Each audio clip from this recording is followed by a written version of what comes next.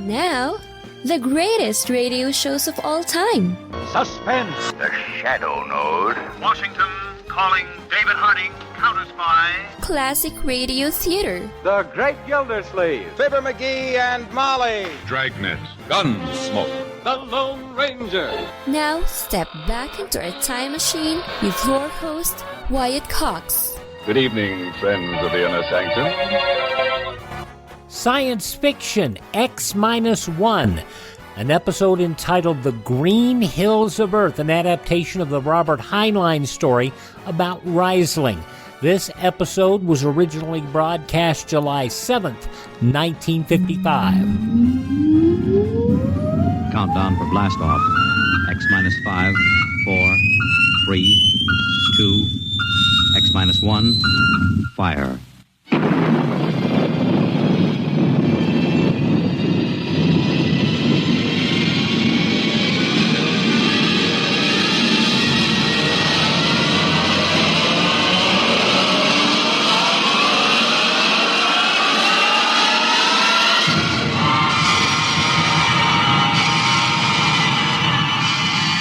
From the far horizons of the unknown come transcribed tales of new dimensions in time and space. These are stories of the future, adventures in which you'll live in a million could-be years on 1,000 maybe worlds. The National Broadcasting Company, in cooperation with Street and Smith, publishers of astounding science fiction, presents X minus 1.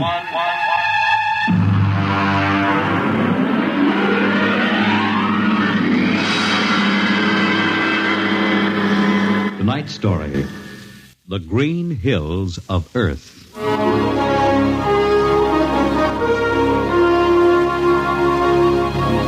The men who pioneer the trade routes of the world, the sailors of the clipper ships, the whaling men, railroaders, black gangs on the tramp steamers, all have their own stories and song about dangers and struggles of their lives.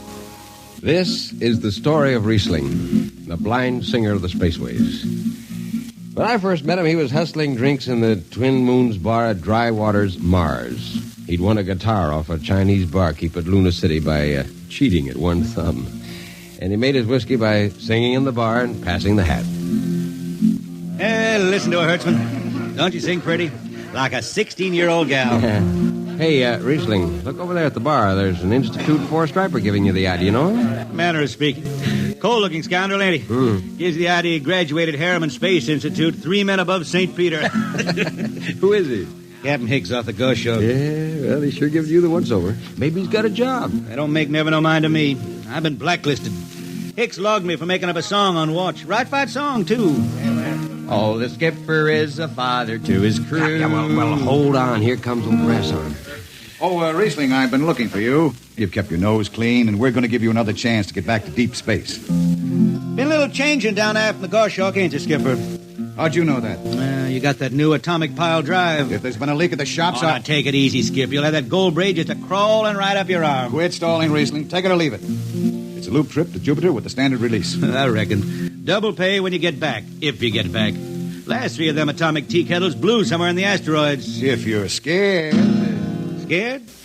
Well, that Goshawk is one stinking old tub. Her engine's got more bugs than a beagle dog in spring. And that new drive's about as safe as a pretty gal in the Ozarks. But I reckon she'll do for one more trip.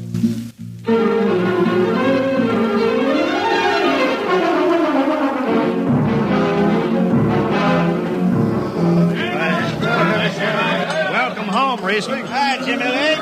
Meet my friend Hertzman. He can't hold his liquor no more than a sieve, poor boy. Reisling, you sober enough to sign the book? Drunk or sober, I make my mark. Stand aside. 3 X's? Took me a middle name. Ha, ha, ha. You two lay below. And Hertzman, Yeah? get him sobered up before the skipper makes rounds.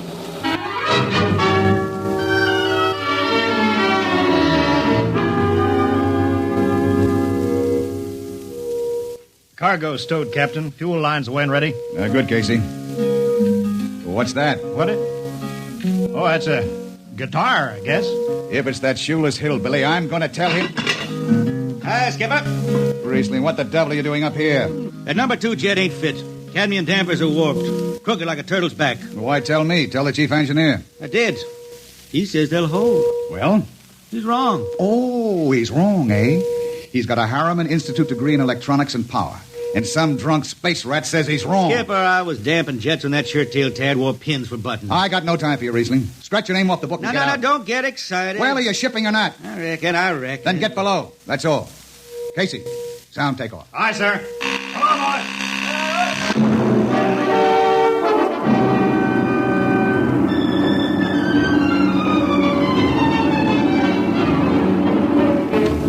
On a Hawk-class clunker in those days, damping was done by hand with a multiplying vernier and a danger peeper. Jetmen slept with one ear tuned to that, and as long as the peeper ticked off slow and steady, we knew the ship was safe. For a while.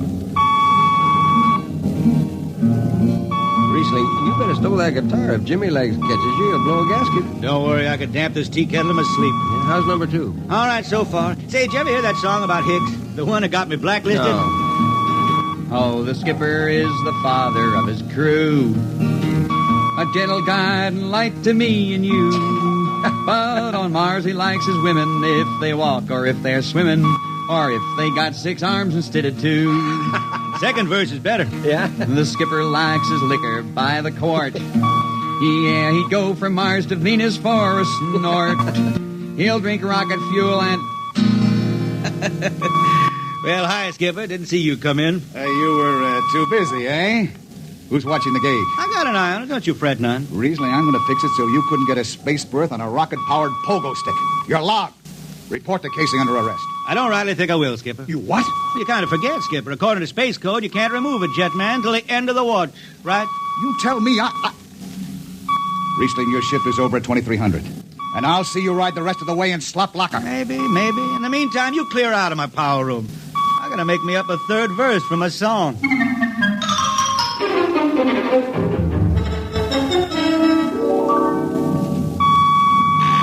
Yeah, I got it. Power room. Damp number 2 a point. Number 2, Hold on, Hertzman. Jimmy Legs, is that force-drive boil up there? Give me that, Casey. Riesling, I've taken about enough from you. And I got a little news for you, Skipper. Number 2 jet is bulging like a fat lady in a satin skirt. Listen, you clown. Damp number 2 a point. Sure. Look out, Hertzman. I'll take it. You watch the gauge. Now. Yeah, he's riding easy here. It's bucking a little. What? Riesling, hit the emergency! All right. She won't damp. It's that warp. Yeah. There go the lights. Duck her. Duck. Riesling! Stay down behind the baffle. I gotta take a look. It's radioactive. Look out. I've gotta fish the hot stuff out of the tube. What's going on down there? Shut up, Jimmy Legs. I'm busy. She's tight now. What happened? Number 2 blew, you lunk-headed space rat. You all right? A little sunburn. Lights are gone. What's the matter with the emergency circuits? Riesling, Jimmy Legs, get some lights down here. It's dark. Get the emergency light on. But they're on, Riesling. They went on right after the blast. The lights are on. What are you talking about? It's dark. Jimmy Legs! Jimmy Legs, turn on the lights. Turn on the lights. July 7th, 1955, X-1 on Classic Radio Theater with Wyatt Cox. Mike Lindell and My Pillow offering the BOGO extravaganza right now on a whole slew of My Pillow products. Now you can find all sorts of great deals on My Pillow bed sheets, Giza Elegance My Pillow 6-piece towel sets, Roll and Go Anywhere pillows, much more, all priced buy one, get one free.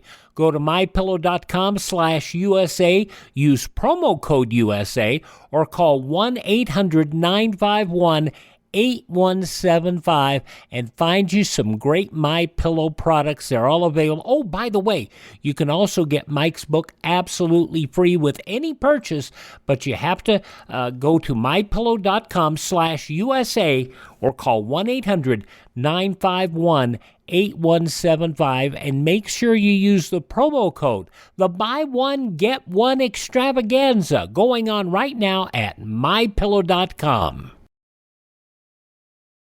Now on Classic Radio Theater with Wyatt Cox, more of X-1 from July 7th, 1955, the Robert Heinlein story, The Green Hills of Earth.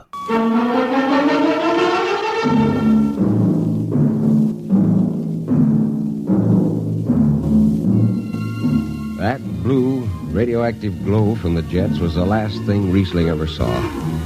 His optic nerve was burned out in an instant. He was in sick bay on the rest of the trip, and on the swing back, we set Reisling down at Drywater. I ran into Reisling about 2 months later, playing his guitar on a jetty that ran out into the canal. He had a dirty rag tied over his eyes with a jetman's knot, and his hat was on the wharf beside him.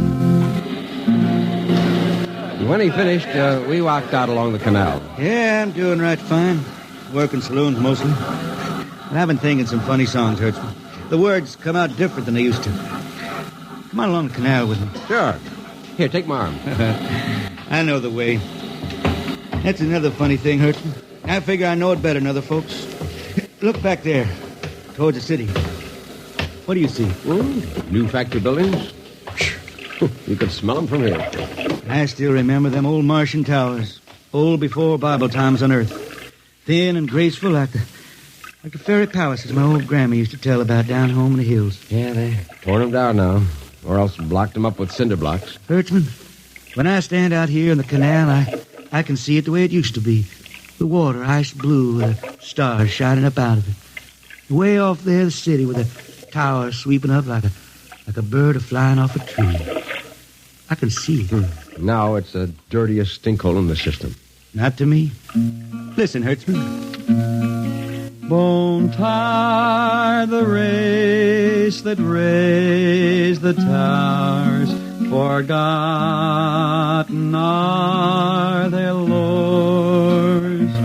Long gone the gods who shed the tears that lap these crystal shores. Slow beats the time-worn heart of Mars beneath this icy sky. The thin air whispers voicelessly that all who live must die. Look that up? I can't figure it myself. I never put words together like that before. I reckon it's just I got time now to study the words and shine them up in my head till they sing true. Why don't you go home, Reisling? Home? Earth. I've been thinking about that, Hertzman. When I was a young'un down in the Ozarks, I used to climb a big old oak tree my daddy had in the dooryard. You could see the hills for miles, green and cool. I've been thinking about that. Well, why don't you go back then? Someday, Hertzman, but I couldn't face those hills now. I couldn't stand to see black when I knew they was lying all around me, cool and green in the sun. I couldn't stand that. Yeah. Well, let's get back to town, Hertzman. I made $3.50 marching today, and I'm all set to drink it down before dawn. Come on.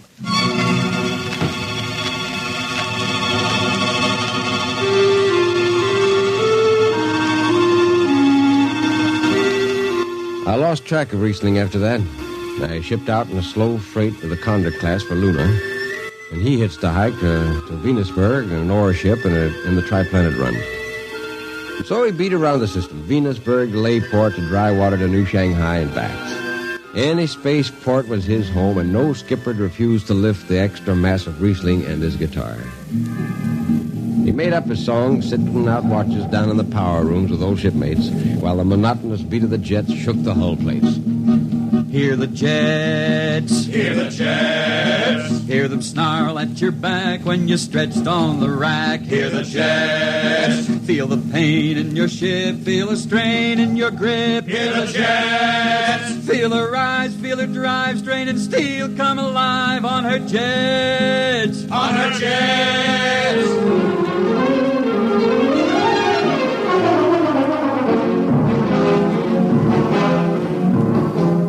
Little by little, his songs began to travel along with spaceways ahead of him. Raw spaceman songs. A different kind of song. Strange, sad songs, like the ones you find printed in the Centennial editions. Well, there's one called Dark Star Passing and Death Song of a Weed Cold. And then finally, The Green Hills of Earth. It grew for 20 years, that song. They say it started way back when Reisling was down in the labor camps in Venus singing for the indentured men. When when he hit Venus, he'd always head out for the backwoods to sing for them. First, if someone will kindly pass a bottle. Oh, it ain't much, Reisling. Here. It'll do. Oh, what is that stuff? Tequila. You can't make him good here on Venus. What do you use? Karak bush. It is different. How'd you come to sign on? When a man comes out the village from the city, he says there's work. You sign the paper and you work. Work? It's work, all right. 10 stinking hours in the jungle with machete. How long you signed for? Well, then I only speak Spanish. I don't know. The paper says 10 years. 10 years. How long you got to go? What's the use? We ain't getting home. You know how many men die out there in the swamp today? 10 men. 10. What's the use? My mother, she's dead. My father don't care. Girl? Oh, she says she waits. I don't know. You sing some more, Reisling. We drink and you sing, huh? Maybe a new song, son. We rot in the molds of Venus. We retch out of tainted breath. See. Foul are flooded jungles, crawling with unclean death. We've tried each spinning space moat and reckoned its true worth.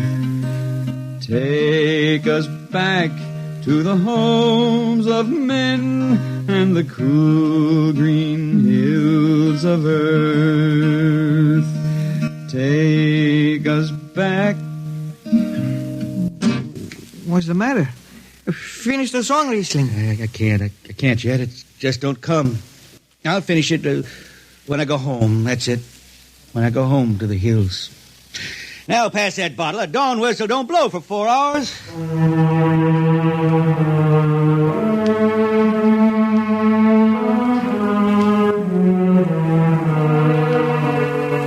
That's where the Green Hills started.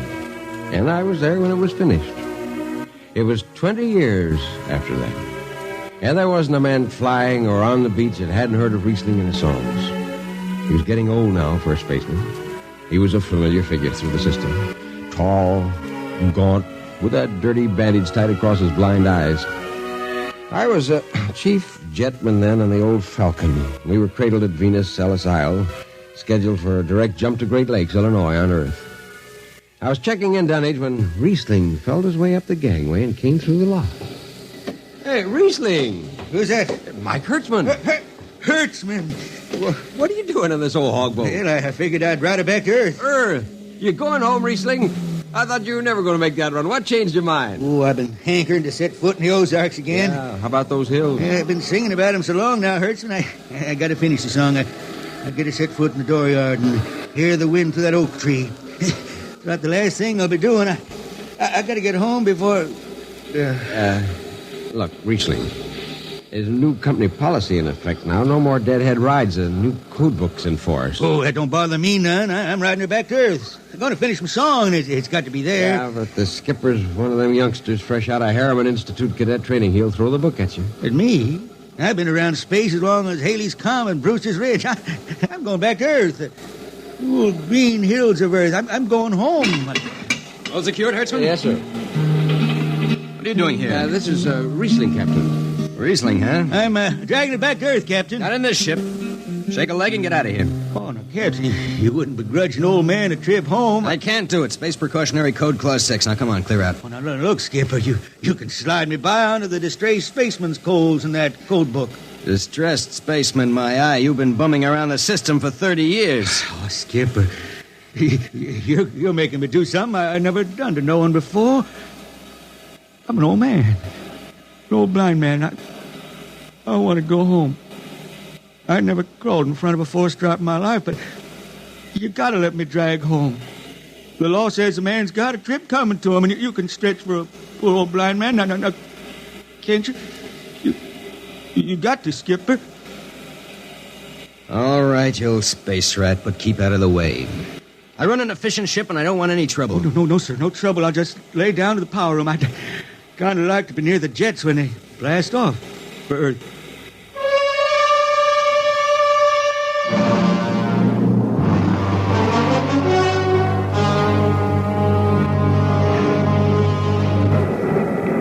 Sit down, Reasley.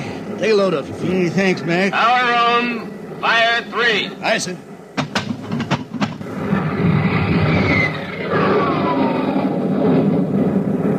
Have you seen these new automatic tampers, Reasley? Don't have to do nothing, just sit and watch. Yeah, where's the peeper? Turned off. It's all automatic. Youngsters have it soft. When I was twisting her tail, you had to stay awake.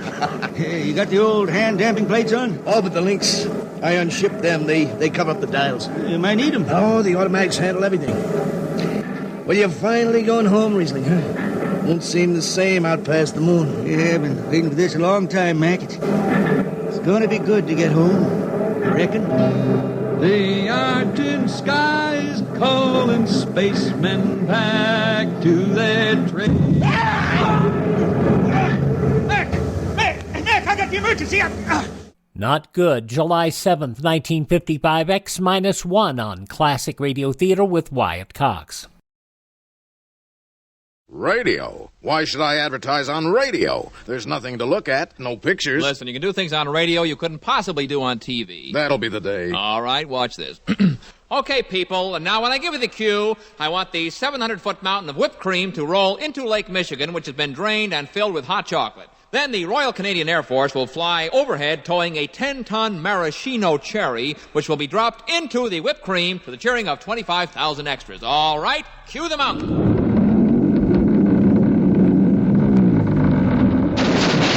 Cue the Air Force. Cue the maraschino cherry. Okay, 25,000 cheering extras. Now, you want to try that on television? Well... You see, radio is a very special medium because it stretches the imagination. Doesn't television stretch the imagination? Up to 27 inches, yes. She was born in a humble shack amidst the lemon groves of Goleta, California. Mommy, don't cry. You know what they say? When life gives you lemons, make lemonade. I was going to say life sucks, and then you die. But I like yours better. And with that, Alexandra Johnson launched her lemonade stand. Lemonade, nickel a glass. Every day, even during the frigid California winters, a bone-chilling 72 degrees, you could find her. You can have it sour, you can have it sweet. Little girl's lemonade will knock you off your feet. The little girl with the sour brew wanted more, national distribution, franchises, and so she rolled out a well-budgeted advertising campaign. Me and the rest of the dockworkers only drink little girl lemonade. She was made president of the International Sour Drink Association and chosen to give the keynote speech at their convention. You all set with words of wisdom, honey? You know what they say, Mommy. Always advertise so consumers think of your product first? I was going to say never swallow a lemon seed or a watermelon to go in your tummy. This fabricated but interesting story is to remind you that it's called advertising and it works. Put your message on this national advertising platform by emailing classicradiotheater@gmail.com. classicradiotheater@gmail.com.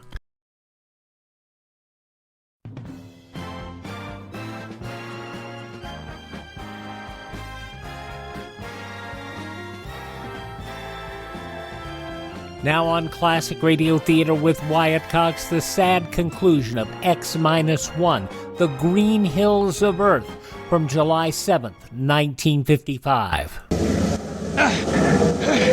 hand dampers! Where are the links? Mac! Mac! They ought to be on the wall somewhere here. Hey, I got them. What's the alarm? Emergency squad coming in. Stay out! The place is hot. Radiation blast. Stay behind the baffle. I got the links shipped. I can hand damper now. What's going on in there? I'm spilling jet 3. Is this McDougal? McDougal's dead. This is Reisling on one. Reisling! Get out of there, you'll kill yourself. Don't worry, Skipper. I know this power room like the inside of my shirt. Somebody's got the damper. Riesling, I'm sending in the crew. No use. The whole room will be hot for an hour and the other jets won't hold. Oh, Skipper, throw on recording tape. What? Throw on a recording tape. I got a song to finish. And I got to make it right now. Yeah, I can hear it. Riesling, the radiation will burn you down. She's clear now, Skipper. She'll burn out clean. Riesling! Riesling, are you all right? I reckon. pretty sharp sunburn. You'll pick me out of here with tongs and bury me in a lead shield coffin. Radiation's getting bright. I can almost see it. Bright and rosy like the sun. Like the sun over the hills down home. We pray for one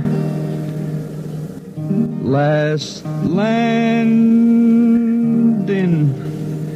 on the globe that gave us birth. Let us rest our eyes on the fleecy skies of the cool green hills of earth. That's the way he died.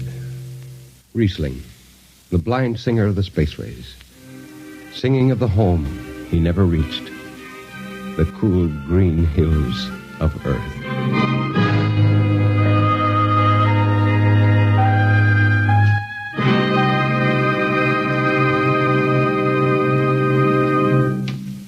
You have just heard X-1, transcribed by the National Broadcasting Company in cooperation with Street and Smith, publishers of astounding science fiction. Tonight's story, The Green Hills of Earth, written by Robert Heinlein and adapted for radio by Ernest Kenoy. Featured in the cast were Ken Williams as Reisling, Nelson Almstead as Hertzman, Matt Crowley as Hicks, Wendell Holmes as Casey, Bill Griffiths as Rodriguez, Bill Lipton as the skipper, and William Zuckert as McDougal. Original music for Reisling songs was written and sung by Tom Glazer. Your announcer, Fred Collins. X-1 was directed by Fred Way and is an NBC Radio Network production.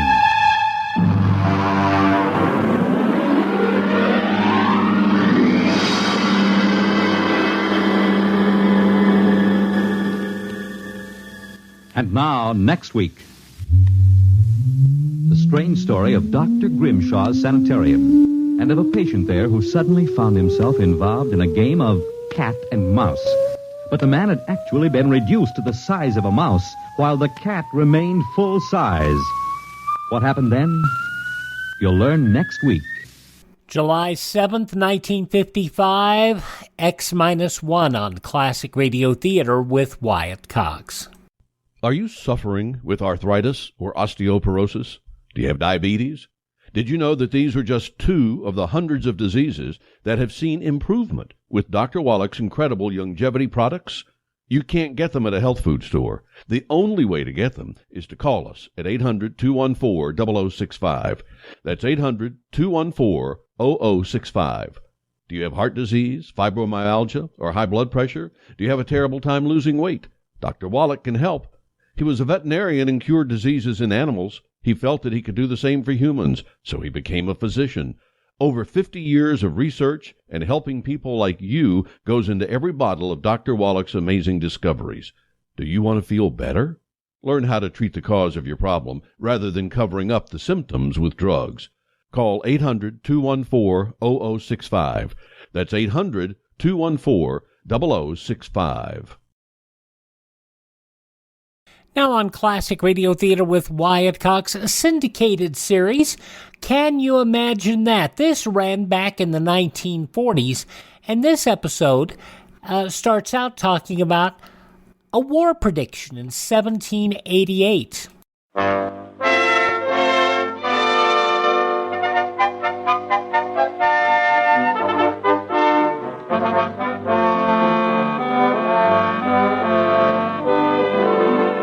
The wars of the 20th century were prophesied in 1788. Carnival does not mean a celebration. An orchestra uses 2 cannons for bass.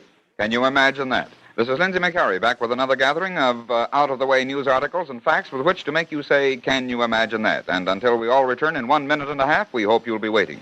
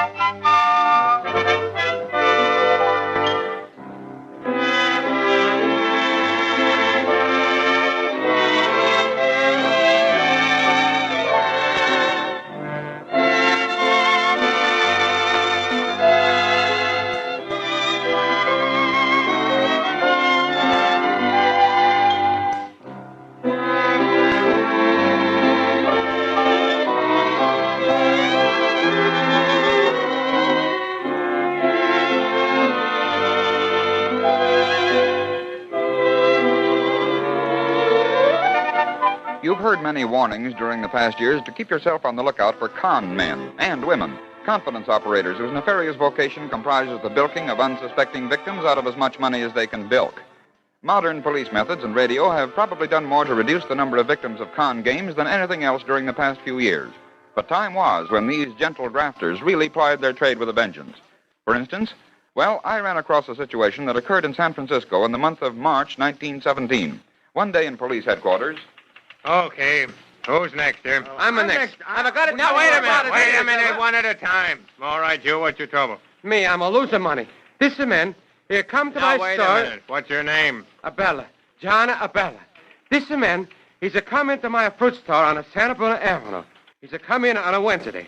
He's a buy $1.05 worth of a fruit. And he's a give me a check. This is a check right here. Yeah. He's a give me this check for $19.75. Now, I look into my money drawer, and I've got $8.70 of cash. He says, that's all right. I come back tomorrow for out of $10. Then he's a go away. I think it to myself, he's a fine fella. He's a very nice man. He trusts Abella for $10. He's a nice fella. Yeah. You sent the check to the bank, and it came back marked insufficient funds. Is that it? Yeah, sure. That's it. That's what happened. Now, I want you to find this man and get my money. Okay, we'll see what we can do. Now, what's your trouble? Well, I'll tell you, Sergeant. I want you to find a gypsy for me. A gypsy? Yeah, you see, a couple of months ago, I went to this gypsy fortune teller up on Howard Street, and she told me that I was going to have a run of good luck, and that pretty soon, in about 8 weeks, I was going to get married, inherit $500, and get established in business. She told me I should leave all my valuables with her for safekeeping. Oh, my God. Yeah, I gave her my gold watch and my purse. Well, how much was in the purse? $225. Well, I went back 8 weeks later, and she was gone. Yeah, and I thought she would be. All right, what's your name and where do you live? Well, my name is Gus Harris, and I live at a 49... Can you imagine that? Poor Gus Harris and John Abella reported their losses in the same police headquarters in San Francisco on the same day. I think it's probably safe to assume that John Abella posted a sign in his fruit store reading, "No checks cashed," and that Gus Harris assiduously avoided any future contact with gypsy fortune tellers. Well, that certainly sounds like someone is having a high time, doesn't it? In fact, it sounds like a carnival. And just what do you think of when someone mentions the word carnival? Of course, you think of gay revelry, of mysterious masked and glamorous ladies whose eyes shine laughingly through the holes in their masks. You think of streamers of colorful serpentine streaming from windows, showers of confetti getting into your mouth and eyes. But do you know what the word actually means? Well, it comes from two Latin words. The first is carne, meaning meat. The second is vale, meaning farewell. Literally, then, carnival means farewell to meat. Carnival was first used to denote the days of merrymaking, feasting, and general hilarity that preceded the Lenten fast days. It was a period when the people let off steam in a riot of fun and frolic that had to last them through the 40 days of self-denial and reverent living before Easter. The famous New Orleans Mardi Gras is exactly the same thing, for it precedes the period of Lent. Today, of course, we use the word carnival for any celebration where costumes are worn. So just remember that when you say you are going to a carnival, that what you really say is that you are going to a farewell to meat party. Can you imagine that? Our next little item we submit as neither for nor against soothsaying, fortune-telling, nor astrology. I'm going to report it just as I read it. It was in October of 1937 that Maurice Pivot, the French seer, cast the horoscope for the year 1938. Among other things, he said, and mind you, he said this in October of 1937. It's in the stars. I can read them and tell you the future. And what I see for 1938 is baleful, evil. For here I can read the signs that tell of disaster. In particular, do I read a sad fate for the nation, Austria. I see her loss her independence in 1938 during the first quarter of the year. On March the 14th of next year, 1938, she will have reached the climax of her affairs. She will no longer exist as a nation. Thus wrote the French seer Maurice Pivot in October 1937. And on March 14 of the year 1938, Hitler's troops and Adolf Hitler himself marched into Vienna. Can you imagine that? But that isn't all I've dug up in the way of prophecy. Kept in the Viennese University Library under the catalog number I246341 is a little booklet or brochure. It is mellowed and yellow with age, for it was first published in the year 1788. A Polish monk was the author. Well, can we imagine the old monk gazing out into the limitless expanse of the sky, watching the stars flicker, his senses attuned to some weird, mysterious influence. At his feet sits a neophyte, listening in breathless wonder as he hears the voice of the old monk, deep, vibrant, calling off the prophecies he has seen. My son, there will come to pass many things. I see in the year 1793, I see a man who was once a king mounting a scaffold to feel the merciless cold knife of an instrument of execution. His name is Louis the 16th of France. But, Father, how can you see those things when this is but 1788? I know not, except that it is given to me to tell. Then I see a bloody war between France and Austria in 1805. Then I see plague sweeping all Europe. I see carts and tumbrils carrying away the dead. That will be in 1889. And then what, Father, after that? My son, be glad you live now.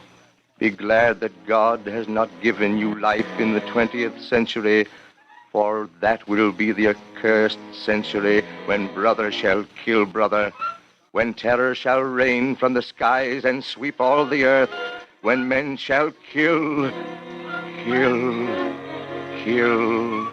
never satisfied, until they have driven each other like beasts of the field into savagery and bloody agony. God help them. Father, tell me, does your prophecy see no peace? No peace at all? Someday, man will know that to kill and make war is not to correct the ills and evils of the world, but that he shall not learn until far into the 20th century, until the year 1986. Thus, in the year 1788, wrote and prophesied an old Polish monk in his Salem monastery. He foretold the murder of King Gustav III of Sweden. He prophesied the partition of his own country, Poland, in 1793 by Prussia and Russia. The French revolutions of 1830 and 1848, the burning of Moscow in 1812. Well, we leave it to you. Was the old monk astute and politically shrewd enough to realize cause and effect upon the human race? Were his prophecies based on cold calculations arrived at through a brilliant deduction? Did he base future happenings on the happenings of the past? Or did the stars whisper these things to him as he gazed up at the inscrutable sky? At any rate, in 1788, he accurately and positively foretold the future. Can you imagine that? Now for our sally into the musical world for this part of Can You Imagine That? This time I've dug up a novelty which I think will amuse you. It doesn't have to do with the writing of a certain song, nor does it concern itself with how a popular song may sound like one of the classics. Instead, it's all about a house party and a housewarming that was given by Mr. Jacob Leese at Yerba Buena, California, on July 4th, 1836. The details were very kindly furnished to me by the Bancroft Library of the University of California at Berkeley. Mr. Leese hurried the building of his house, which was one of the first two to be erected at Yerba Buena, and helped to form the beginning of the city of San Francisco. To the housewarming were invited the most prominent families. To it came the stately Spanish Dons, the Castro family, the Martinez, and the famous Mexican general, N.G. Vallejo. In gay, colorful costumes they came. They marveled at Mr. Leese's house, which the records say was 60 feet long and 25 feet broad. And in those 1836 days, it was a very giant of a structure. But I guess you're wondering where the musical portion comes in. Well, it seems that Mr. Leese's partner, Captain Hinckley, commanded the American bark Don Quixote, which was lying at anchor in the cove. The men from the bark came ashore, and with them they brought an orchestra. Where did they get the orchestra? That's easy. Captain Hinckley had a passion for dulcet sounds, and he always carried an orchestra with him that consisted of a clarinet, a flute, a violin, a drum, a fife, and a bugle. It was possibly the most stylish orchestra ever heard in California up to that time. But to make it even more imposing, Captain Hinckley borrowed 2 small 6-pound cannons from the Presidio to form the bass. Can you imagine that? Now, it puzzled us no little to try to find out just what piece it would be that required 2 6-pound cannons for the bass. We weren't able to find out, but we've used our imaginations, and we've concocted what we think is a good imitation of that early Yerba Buena orchestra playing, well, you listen and see if we haven't made a good choice of a number.